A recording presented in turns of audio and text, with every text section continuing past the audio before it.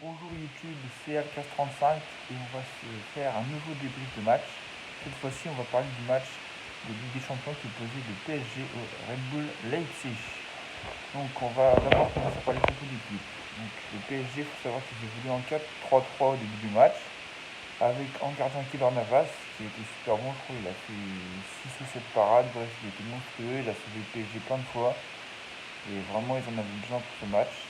Alors, la défense, Alessandro Florenzi à droite, qui était pas, qu'on n'a pas beaucoup vu, mais qui n'a pas forcément fait d'erreur dans toutes ses relances. Marquinhos et Diallo qui ont été super, ils ont tenu la baraque. Pour moi, c'est vraiment les deux meilleurs joueurs de Paris. Et voilà, ils ont fait plein de tacles, des contres, bref, ils ont été présents en défense. Après, on a eu Michel Baker qu'on n'a pas trop vu non plus, mais qui n'a pas fait d'erreur, comme Florenzi. Après, milieu de terrain, Danilo Pereira, qui était vraiment très très proche de la défense. Et ça, c'est un bon point que j'ai trouvé pour lui, parce que ça lui permettait de faire le lien entre le milieu de terrain et la défense. Et même s'ils étaient beaucoup recroquevillés sur leur but, ils ont pu compter sur un excellent Danilo Pereira, qui était très bon, comme Ander Herrera et Leandro Paredes. Même si Herrera a eu de la chance d'avoir que un carton jaune sur son tacle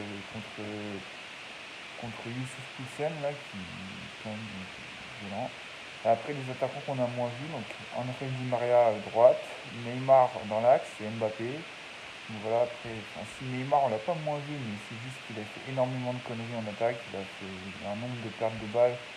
Sur 7 passes, il doit être à 8 pertes de balles. Vous voyez, une connerie comme ça, quoi. Et heureusement qu'il a marqué son penalty lui sauve son match, clairement.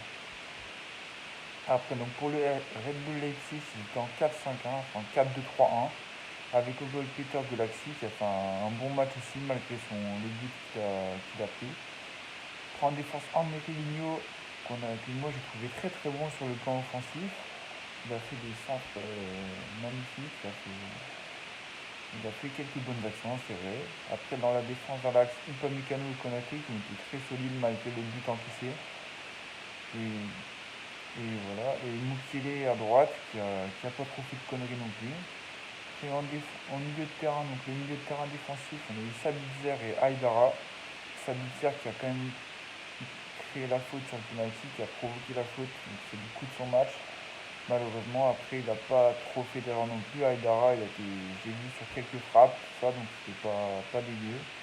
Nkunku à gauche, qui a pas été très mauvais non plus, face à son ancien club. Forsberg dans l'axe, qui a été présent offensivement. Moi, je trouve qu'il a été bien présent offensivement. Et après, Dani Olmo à droite. Donc, Dani Olmo qui a bien travaillé aussi. Et Poulsen qui a été très bon dans l'axe. Allez, salut tout le monde.